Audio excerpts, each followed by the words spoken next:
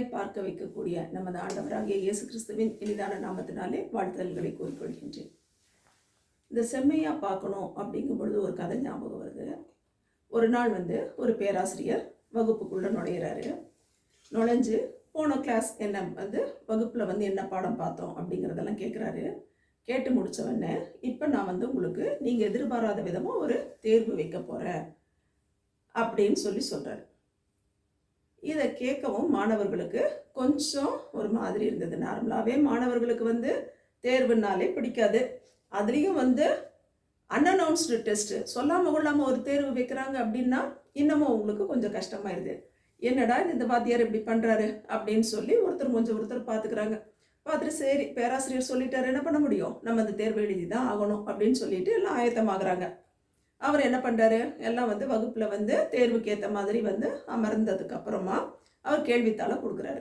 கேள்வித்தாளை கொடுக்கும் பொழுது தலைகீழாக வைக்கிறாரு. கேள்வி இருக்கக்கூடிய பக்கம் தெரியாத மாதிரி தலைகீழாக திருப்பி வைக்கிறாரு. முன்னாடியே சொல்லிடுறாரு, நான் சொன்னதுக்கு அப்புறம் தான் எல்லாம் கேள்வித்தாளை ஓப்பன் பண்ணணும், அது வரைக்கும் யாரும் எடுக்கக்கூடாது அப்படின்னு சொல்லிடுறாரு. எல்லாத்துக்கும் கொடுத்து முடிச்சதுக்கப்புறம் இப்போ எல்லாம் எடுங்க, கேள்வித்தாளை எடுங்க அப்படிங்கிறாரு.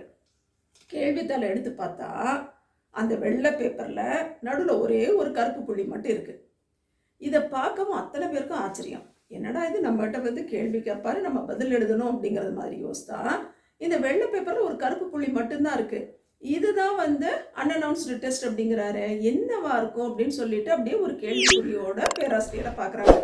பார்க்கும்போது அவர் சொல்கிறாரு, என்ன பார்த்தீங்களா, வெள்ளத்தாள் அதில் கருப்பு புள்ளி இருக்கா, சரி இந்த காரியத்தை குறித்து நீங்கள் என்ன யோசிக்கிறீங்களோ, உங்களுடைய நினைவுகள் எப்படி இருக்கோ அதை அப்படியே உங்களால் முடிஞ்ச அளவு எழுதுங்க, அந்த பேப்பரில் எழுதி கொடுங்க அப்படின்னு சொல்கிறாரு.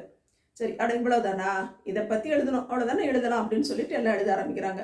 ஒரு பக்கம் எழுதினவங்களும் இருக்காங்க, 1.5 பக்கம் எழுதினவங்களும் இருக்காங்க, 2 பக்கம் எழுதினவங்களும் இருக்காங்க. எழுதி முடிச்சதுக்கப்புறம் எல்லாம் எழுதி முடிச்சிட்டிங்களா அப்படின்னு கேட்குறாரு. கேட்டதுக்கப்புறம் உங்கள் பேப்பரை கொடுங்க அப்படின்னு சொல்லி வாங்குறாரு. வாங்கி எல்லாரும் அவங்கவுங்க தாளை கொண்டு போய் கொடுக்குறாங்க. எல்லாத்தையும் வாங்கி வச்சுக்கிட்டு ஒவ்வொருத்தராக எழுதின விடை என்ன அதை பற்றி எழுதியிருக்காங்கங்கிறத வாசிக்க ஆரம்பிக்கிறாரு.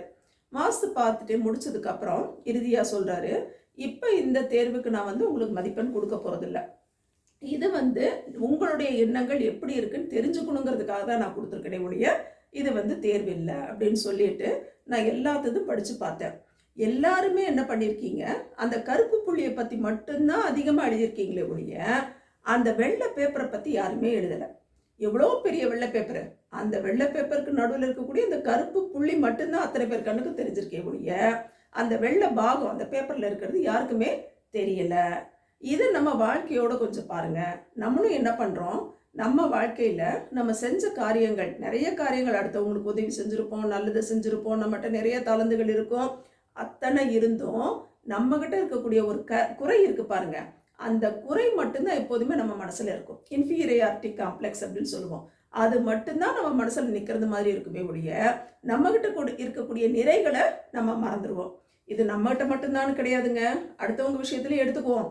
அடுத்தவனை பார்க்கும் பொழுதே நம்ம எண்ணத்துல என்ன வரும், அவன் இப்படி பண்ணிட்டானே, இவ்வளோ பழகி இருக்கான், இந்த காரியத்தை என்கிட்ட மறைச்சிட்டானே அப்படின்னு சொல்லி அடுத்தவன் நமக்கு எத்தனையோ உதவிகள் செஞ்சிருப்பான், ஆபத்து காலத்துல உதவி இருப்பான்.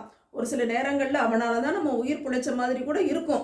அப்படிப்பட்ட தருணங்கள், நல்ல காரியங்கள் எல்லாத்தையும் மறந்துட்டு அவன் ஒரு விஷயம் நம்மகிட்ட சொல்லாம மறந்துருப்பான்.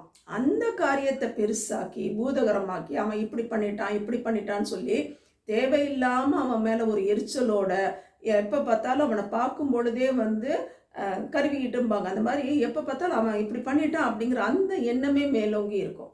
அதனால நமக்குள்ள இருக்கக்கூடிய காரியங்களாக இருந்தாலும் சரி, அடுத்தவங்களை பற்றி இருக்கக்கூடிய காரியங்களாக இருந்தாலும் சரி, நெகட்டிவ் எது தேவையில்லையோ அந்த காரியத்தை பற்றி மட்டுமே, அது ரொம்ப சின்ன காரியமாக தான் இருக்கும், அதை பற்றி மட்டுமே யோசிக்கிறத விட்டுட்டு அடுத்தது பார்த்தீங்கன்னா நல்ல காரியங்கள் எத்தனையோ இருக்கும்.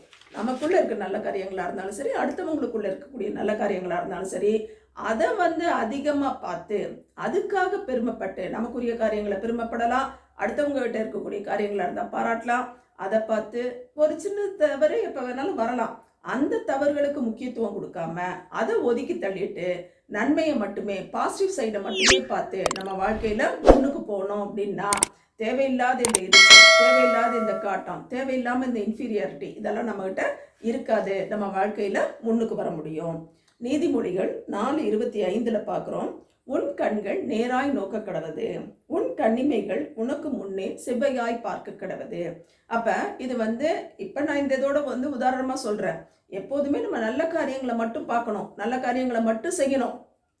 தீமையை இருந்தாலும் அதை தள்ளி விட்டுட்டு நன்மையை பற்றி மட்டுமே பார்த்து நம்ம மேற்கொண்டு நடப்போம் அப்படின்னா நம்ம முன்னேறத்துக்கான வாய்ப்புகள் மிகவும் அதிகம்.